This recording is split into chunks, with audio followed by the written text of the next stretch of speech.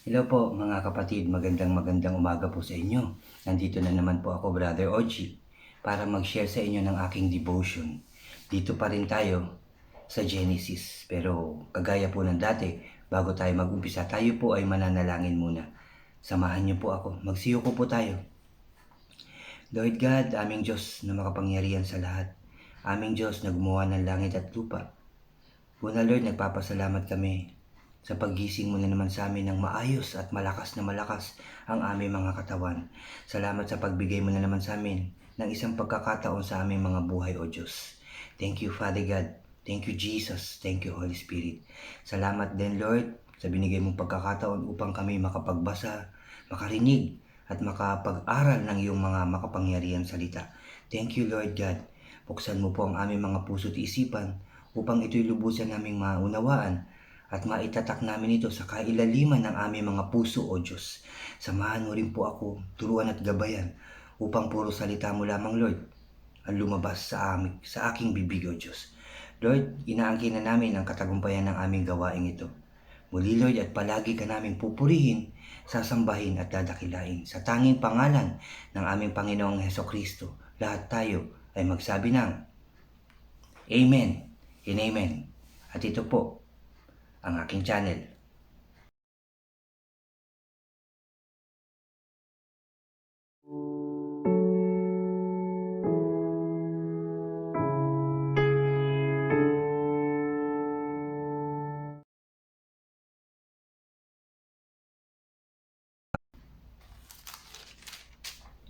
Hello po ulit mga kapatid.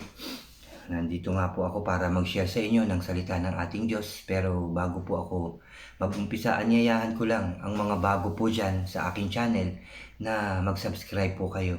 Paki-like and share nyo po ang aking mga videos at paki-click na rin ang notification bell para lagi po kayong updated sa mga bago ko pang i-upload. Salamat po mga kapatid, salamat po. Kahapon, sinare ko po sa inyo ang chapter 49 na may pamagat na ang pahayag ni Jacob tungkol sa kanyang mga anak. Sinabi niya ang bawat ugali, ang bawat ginagawa at mangyayari sa bawat isa, mga kapatid. Tapos ito'y binasbasan niya isa-isa. Pagkatapos nun, sa verse 29, mga kapatid, namatay at inilibing si Jacob. Doon nga sa pinaglibingan ng kanyang mga ninuno, ganon din ng kanyang mga asawa, mga kapatid. So doon siya nilibing, no? So ngayon po, dito po tayo sa chapter 50, mga kapatid. Ito'y may pamagat dito sa verse 15, binigyan ni Jose, sabi niya, binigyan ni Jose ng kapanatagan ang mga kapatid. At dito sa verse 22, ang pagkamatay ni Jose. Mag-umpisa na po tayo. Chapter 50, verse 1. Niyakap ni Jose ang kanyang ama at umiyak na hinagkan, sabi dito. Pagkatapos inutusan niya ang kanyang mga manggagamot na imbalsamuhin ang bangkay ayon sa kaugalian ng mga Ehipsyo. 40 araw ang ginugol nila sa paggawa nito. 70 araw na nagluksa dito, 70 araw na nagluksa ang bansang Ehipto sa pagkamatay ni Jacob, mga kapatid. Sabi pa dito, pagkatapos magluksa, sinabi ni Jose sa mga kagawad ng paraon, pakisabi nga, sabi dito, pakisabi nga ninyo sa paraon na hinihiling ng aking ama bago mamatay na doon ko siya ilibing sa libingan ng kanyang inihanda sa Kanaan, no? Sabi niya, at ang aking naipangako susundin ko ang kanyang bilin. Pinasasabi niya sa paraon, yung bilin ng kanyang ama. Kaya humingi ako ng sabi niya, kaya humihingi ako ng pahintulot na dalhin ko roon ang kanyang bangkay at babalik agad ako pagkatapos. Sumagot ang paraon, lumakad ka na at ilibing mo ang iyong ama ayon sa iyong pangako sa kanya. Sumama kay Jose para, sabing ganun, sumama kay Jose para makipaglibing ang lahat ng kagawad ng Paraon, ang mga may matataas na katungkulan sa palasyo at ang mga kilalang mamamayan sa buong Ehipto, mga kapatid, kasama lahat, no? Mga kagawad, mga mayayaman, mga kilala, mga kapatid.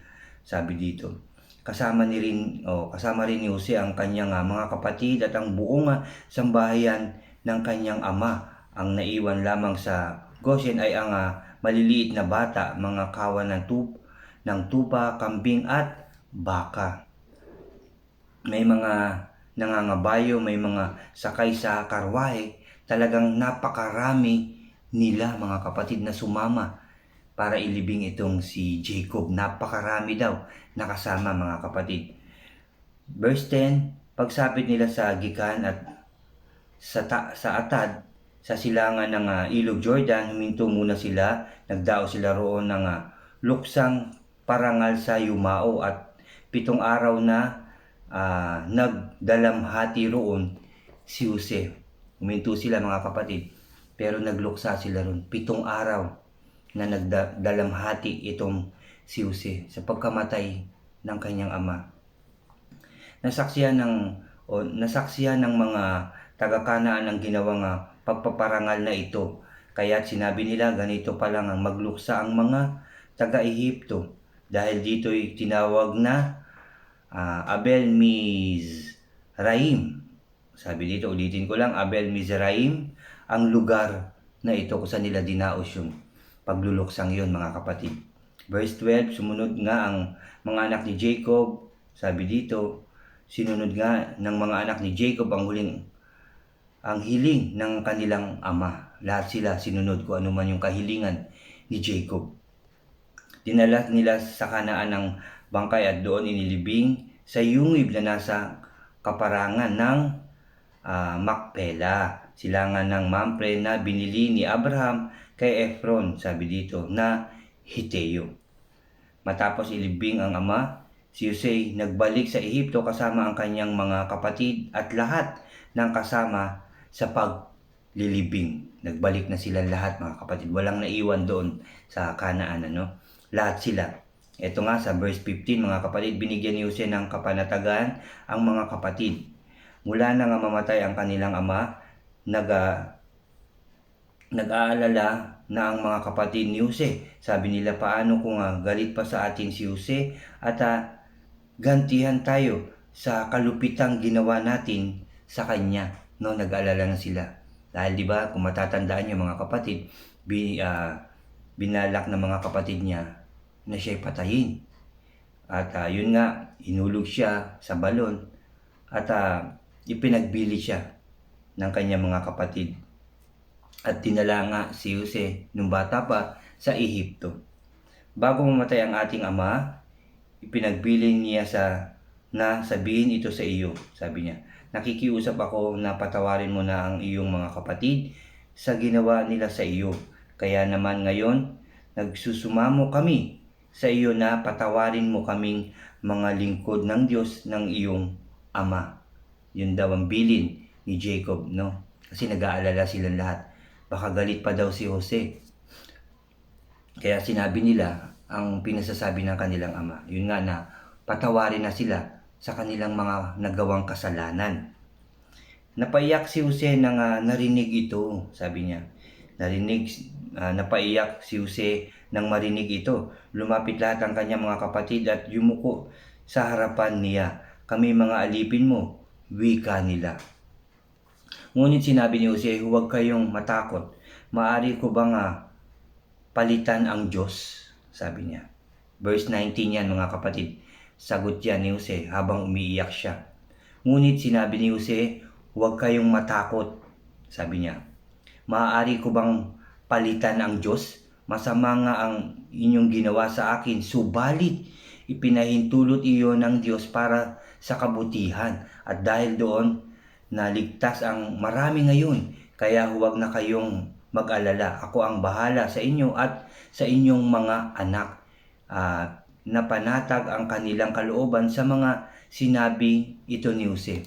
Kalimutan nyo na iyon. Huwag na kayong mag-alala. Huwag na kayong matakot.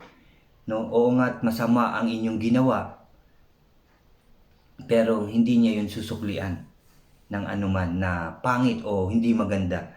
Kaya sinabi niya, huwag na kayong mag-alala. Sabi niya, kaya huwag na kayong mag-alala at akong bahala sa inyo at sa inyong mga anak. Napanatag ang kanilang kalooban sa mga sinabi ni Jose. Nagpatawad po siya, nagmahal, nagpakumbaba. Yan po ang totoong puso na hinihiling ng ating Diyos sa bawat isa, na kagaya ng puso ni Jose. Masama, binalakan ka ng patayin.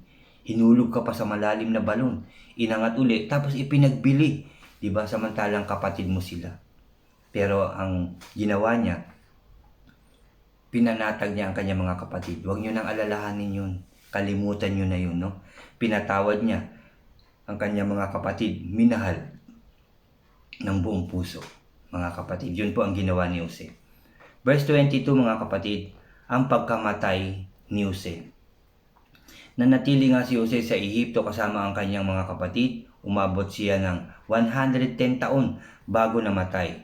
Inabot pa siya ng mga apo ni Ephraim, gayon din ng mga apo niya kay Makir na anak ni Manases. Sinabi niya sa kanyang mga kapatid, malapit na akong mamatay, ngunit huwag kayong mag-alala, iingatan kayo ng Diyos.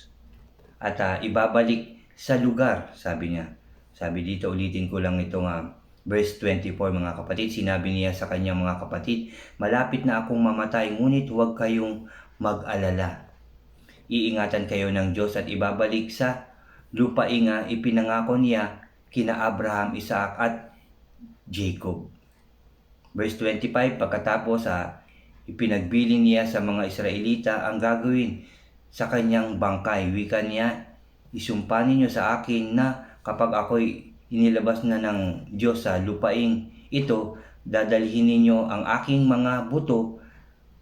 Namatay nga si Jose sa gulang na 110, mga kapatid. No, pag umalis sila, kung saan man sila dadali ng ating Diyos, isasama nila ang kanyang buto. Hindi nila iiwanan doon sa Ehipto. Yun ang kanyang bilin. Sabi nga sa verse 26, mga kapatid, namatay nga si Jose sa gulang na 110 taon. Siya ay inimbalsamo sa Ehipto at inilagay sa isang kabaong.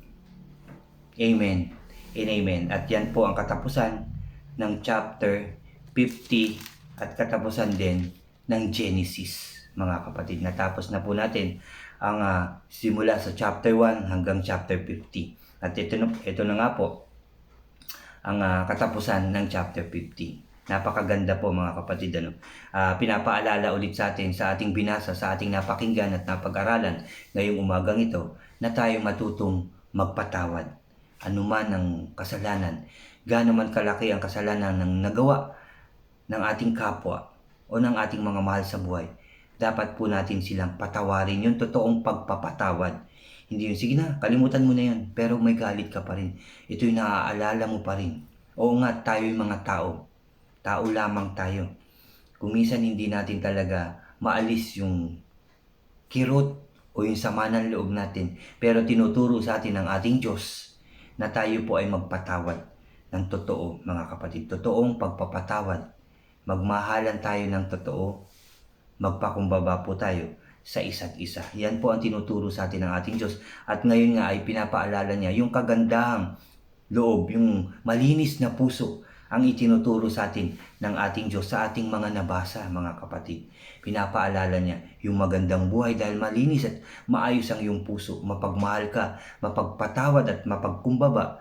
Kaya bibigyan ka ng ating Diyos ng maayos na buhay, malakas na pangangatawan at katagumpayan na, mga kapatid, take note, bibigyan ka ng maayos na buhay, masaya, masagana at tagumpay na pamumuhay na kasama natin ang ating Diyos. Amen and amen. Yan po ang pangako sa atin ng ating Diyos. Yan po ang pangako niya sa iyo, mga kapatid, at sa akin. Tandaan niyo po yan. Pangako ng ating Diyos yan na po protektahan niya tayo. Sasamahan, iingatan, dahil mahal po tayo ng ating Diyos. Amen and amen. Muli, yan po ang katapusan ng chapter 50 at ng Genesis. Sa susunod na aking sharing, ang Exodus na po ang aking isi-share sa inyo mga kapatid. Maraming salamat sa ating Diyos dahil ginabayan niya tayo.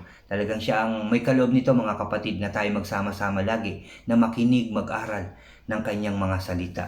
Nawayan din ay gawin nyo araw-araw mga kapatid. Mag-devotion din po kayo. Basahin ang salita ng ating Diyos. At nawa gawin nyo rin yan na i-share sa inyong mga mahal sa buhay at sa ibang tao. Kahit sa simpleng paraan lang mga kapatid. Kailangan po natin gawin yan. Kailangan natin mag-share ng salita ng ating Diyos at kailangan natin maglingkod sa ating Diyos na buhay. Amen. Maraming salamat po muli sa ating Diyos at maraming salamat sa inyo mga kapatid. Mga kapatid, samahan niyo po ulit ako. Tayo ay magpapasalamat, magpupuri, mananalangin sa ating Diyos. Magsiyoko tayo mga kapatid. Yes, Father God, hallelujah. Yes, Lord, nagtagumpay ang aking gawain, ang aming gawain, at ang lahat ng gawain ng aking mga kapatid sa pananampalataya. Lagi rin silang tagumpay, O Diyos. Salamat, Lord.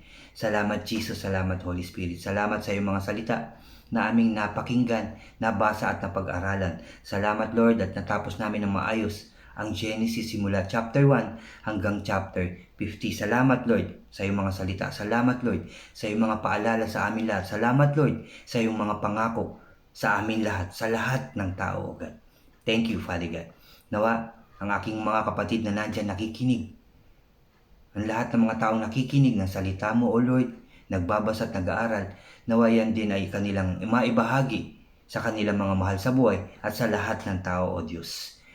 Tulungan mo rin sila, gabayan, protektahan, O Lord, at lalong-lalo na bigyan ng lakas ng loob at talino, sipag upang mahayag nila ng maayos ang iyong mga salita. Thank you, Father God. Salamat po, O Lord. Lord, pinapanalangin namin ang bawat isa, lalo-lalo na ang bawat presidente ng bawat bansa, ang aming presidente sa Pilipinas, kasama ng kanyang pamilya, mga kasamahan sa pamahalaan, O Diyos. Ingatan mo rin sila, samahan, proteksyonan, O God, pagtagumpayin sa inyong pangalan, O Diyos. Huwag mo po silang pabayaan. Ang Pilipinas, ang Israel, ang buong daigdig, nawa muling maging maayos, masaya, masagana at tagumpay. Mawala na, Lord. Alisin mo na, Lord, ang virus na meron ng bawat bansa, ang buong mundo. Linisin mo na upang makapamuhay na muli kami ng mas maayos, mas masaya, mas masagana at mas tagumpay na pamumuhay, O Lord, na kasama ka. Lord, salamat sa pagmamahal. Salamat sa katagumpayan araw-araw, O Diyos. Salamat sa lahat ng blessings araw-araw. Salamat sa kalakasan. Salamat sa pagpapagaling mo sa lahat ng may karamdaman, O Diyos. Salamat sa pagbigay ng pagkain sa amin lahat. Salamat sa pagpapasaya mo sa lahat ng nalulungkot, O Diyos. Salamat, Lord. Salamat, Jesus. Salamat, Holy Spirit, dahil kami po ay tagumpay na. In Jesus' name. In Jesus' name. Salamat, Lord. Salamat, Jesus. Salamat, Holy Spirit. Salamat, Lord. Maayos na, maganda, masagana, tagumpay na ang aming mga buhay. In Jesus' name. In Jesus' name. In Jesus' name, O God. Salamat po. Muli, Lord. At palagi, oras-oras, araw-araw, minuminuto, ka namin pupurihin, sasambahin at dadakilain, O Diyos. Sa tanging pangalan ng aming Panginoong Hesukristo na aming tagapagligtas, lahat tayo, mga kapatid, ay magsabi ng Amen and Amen. Amen po. Palakpakan po natin ang ating Diyos. Salamat sa ating Diyos. Salamat sa inyo mga kapatid. God bless po sa inyo lahat at nawa pagpalain tayo ng ating Diyos at ang kanyang kapayapaan ay sumaatin sa bawat isa sa atin, sa ating tahanan, sa ating mga lugar, sa ating bansa, sa mga bansa at sa buong mundo. Maging payapa, masaya at tagumpay na ang ating mga buhay. In Jesus' name. In Jesus' name. Salamat mga kapatid. Salamat po sa inyo, sa suporta, sa pakikinig nyo palagi ng sharing ko ng salita ng ating Diyos. Salamat. Salamat sa lahat. Salamat. Alam ko sa susunod, mas marami tayong makikinig ng salita ng ating Diyos. Dahil hihipuin niya mga puso niyan ng mga tao upang magsama-sama tayo makinig ng salita ng ating Diyos. Dahil lagi natin kasama ang ating Diyos sa tuwing tayo mag-aaral ng salita niya, sa tuwing tayo mananalangin, at kung ano man ang ating gagawin, saan man tayo pupunta, alam kong sasamahan, poproteksyonan tayo ng ating Diyos na buhay. Salamat sa ating Diyos, salamat sa ating Panginoong Kristo na binigay niya ang kanyang buhay para sa kapatawaran nating lahat. Mahal na mahal nila tayo. at sa Holy Spirit na handang gumabay, sumama din sa atin mga kapatid. Nandyan palagi ang ating Holy Spirit, ang ating Diyos, kasama natin. Saan man tayo nandun, sa loob man ng ating bahay, sa labas man, kasama din ang ating mga mahal sa buhay, ng ating mga kapatid sa pananampalataya at ng lahat ng tao. Salamat po sa inyong lahat talaga. Salamat po. Mahal po tayo ng ating Diyos. God bless po sa inyong lahat. God bless po sa ating lahat. Maraming salamat po. Salamat po.